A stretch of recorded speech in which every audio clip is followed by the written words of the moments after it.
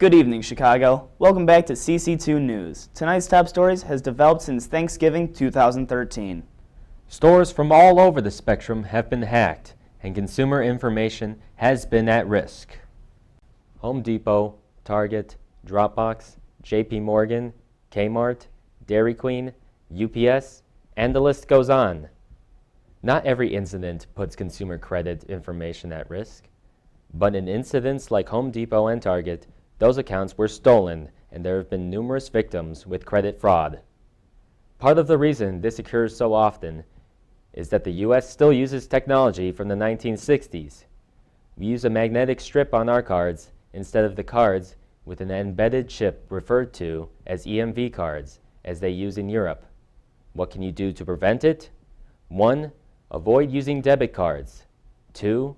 Check your credit card statements frequently. And 3. Finally, look for stores who have been hacked. And now, on to more global news. An event that every country anxiously awaits, the Olympics. Many of you may remember the moment from the most recent Sochi Olympics on February 7th, 2014. Many records were set there since the year 2000.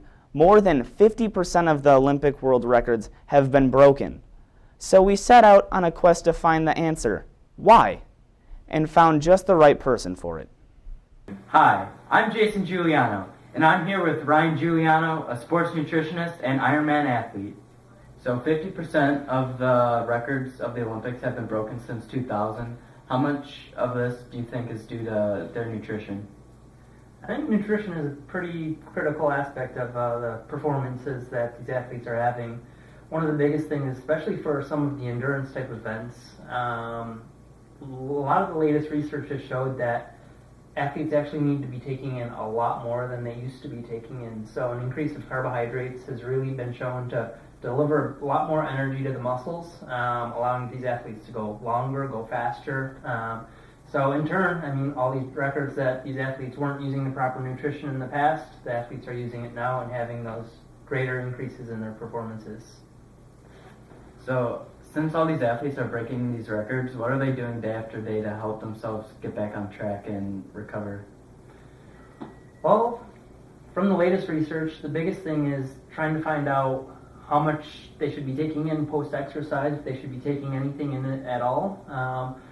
In the past, a lot of athletes thought protein was probably the biggest thing that they should be taking in, and yes, protein is very critical, but actually, depending on what type of exercise they're doing and how long they're actually going, protein isn't always the single most important item that they should be taking in.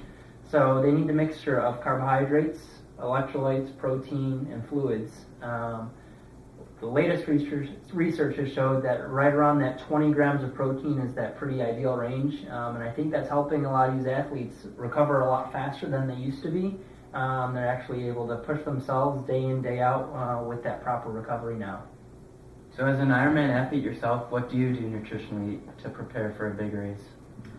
I would say pretty much the biggest thing is actually finding out my hydration levels. So dehydration, that's the single greatest contributor to fatigue during exercise. So for me personally, I would say finding out how much I'm actually sweating during some of my intense sessions. So depending on how warm it is outside, how cool it is, I find out how much fluid I need to be taking in so that I will never get to that state of dehydration, since that's what I do not want. I don't want that general fatigue to set in. You heard it here from Ryan Giuliano.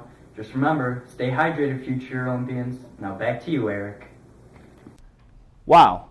Who would have thought nutrition would have such a drastic effect on an athlete's performance? Who would have thought? Well, I'm Eric Scheringhausen. I'm Chris Naraki. And that's it for tonight. We'll see you later, Chicago.